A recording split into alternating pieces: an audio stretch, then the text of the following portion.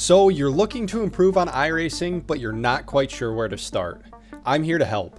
Chances are you're making at least one of these mistakes, and it's costing you big time. Whether it's your iRating, your safety rating, or just overall enjoyment, these rookie errors are holding you back. And here's the thing, you're not alone. We've all been there. But today, we're going to break them down one by one so you can start improving immediately and actually enjoy your time on track. Let's hop right in. Let's start with what is arguably the most common and costly rookie mistake, overdriving the car. This happens when you approach iRacing more like an arcade racer rather than the realistic sim it truly is. You're braking too late, turning too sharply, or hammering the throttle before the tires are ready to grip up. It might feel fast, but you're actually losing time. Overdriving leads to missed apexes, worn tires, and of course off track for a 1x, or worst case a spin out for 2x's, destroying your safety rating. What should you do instead? Easier said than done, but listen to what the car is telling you. You shouldn't be asking for it to turn more if the car isn't turning. The car should be following a trajectory, and the steering wheel angle and the throttle and brake inputs that you have should correspond with what the car does. If the car isn't listening to your inputs, you are overdriving. Brake earlier, be gentle and progressive with throttle inputs, focus on consistency. In sim racing, the goal is repeatability, nailing your line and your timing every single lap. Don't force the car to go faster, learn to work with it. One tip I have is that I don't see a lot of beginners utilizing the iRacing split tracker. To activate this, once you load into a session and enter the vehicle, click the tab key on your keyboard. Customize this hotkey to whatever hotkey you would like, but it starts out as the tab key. Here you can cycle through your best lap or your optimal lap. I personally always use the optimal lap, but the importance of this is that you can watch the tracker with your peripheral vision, and it works as a reference point, like a braking marker. If you see the tracker go drastically green, you've most likely overshot the corner, and vice versa. It's another tool in the toolbox to help refine your consistency. Rookie mistake number 2. This one's hard to break because I'm also guilty of it. Jumping into official races without spending any time in practice. You wouldn't show up to a real world race without a test session, so why do it here? You need to learn the braking points, understand your car's behavior, figure out the grip levels, and know how the tires are going to wear over time. If you don't know the layout or haven't even driven about half a race length in one setting, you're setting yourself up for disaster. Even just 20 to 30 minutes in a test session can teach you a lot. Do a few qualifying attempts, do a mock race stint. A good mock race stint is about, 30 to 50% of the full race length. Make sure you're able to run consistent laps, figure out which corners are your weak points, and focus there to build consistency. If you cannot run multiple laps without making a catastrophic mistake, you need more practice before you hop into a race. Once you have the confidence in yourself and the car, hop in a race. Learn how to push the pace small steps at a time and not take risk. Don't just hot lap for speed, practice for stability. That's how you survive and thrive in real races.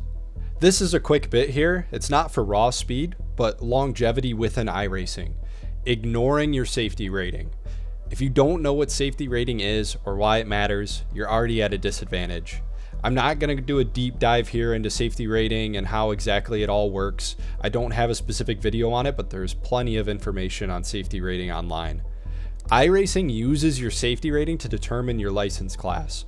The only way to increase it is by avoiding incidents and finishing races cleanly. If you're constantly getting 4x contacts or a bunch of 1x off tracks, you're not going to be able to rank up your license class, and you'll be stuck in the rookie series longer than you would like. Even if you finish in the middle of the pack, a 0x race is a win. The game rewards clean driving, not just race results. Your goal early on as a rookie should not be to win every race. Although we would all love to do that, it's to build good habits, survive races, and steadily move up the license ladder. This mindset shift is huge. Once you value clean laps over risky overtakes, your performance and consistency of good race finishes will improve dramatically. This will allow you to move up classes within iRacing. It's going to unlock the ability to race new cars in different series and make iRacing overall more enjoyable for you. Now let's talk about one of the most dangerous points in any iRacing event, the start. Cold tires, full fuel, packed grids, and rookie overconfidence. It's a recipe for chaos. What makes cold tires tricky?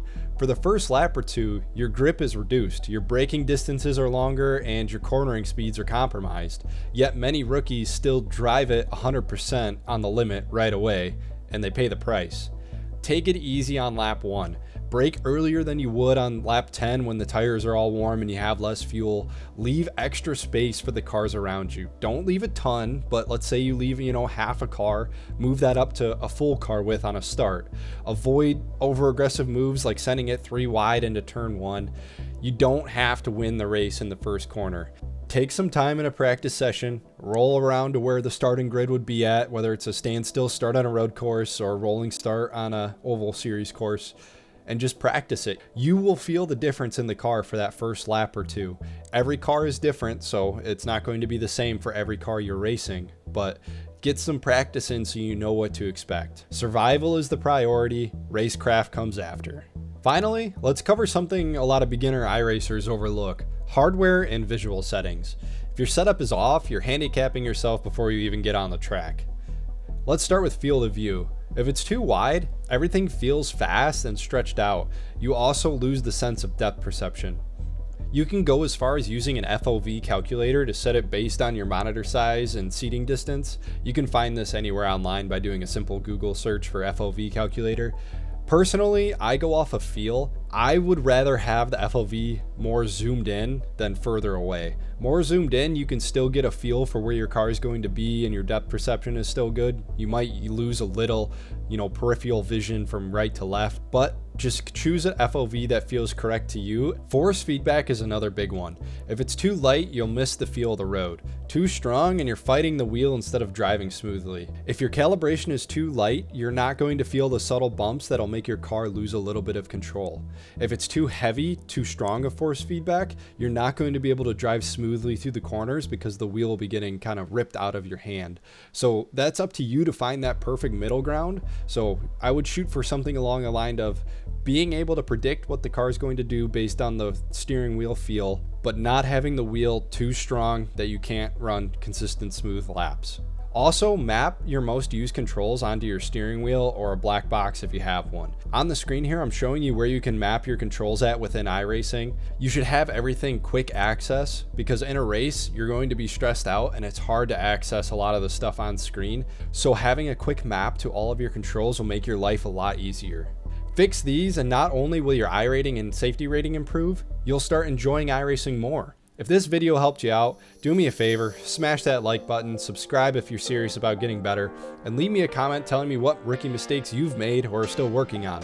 I read and reply to everyone. Thanks for watching, guys, and I'll see you out on the track.